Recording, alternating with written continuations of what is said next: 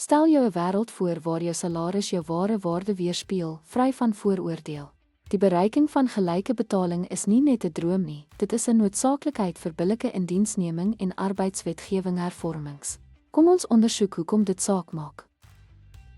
Die beginsel van gelyke betaling vir gelyke werk of werk van gelyke waarde beteken dat werknemers wat dieselfde of wesentlik soortgelyke werk verrig, dieselfde vergoeding moet ontvang, tensy daar 'n regverdigbare rede vir diferensiasie is. Faktore wat verskillende betaling kan regverdig, sluit in ervaring, senioriteit, kwalifikasies, prestasie en die tekort aan 'n spesifieke vaardigheid.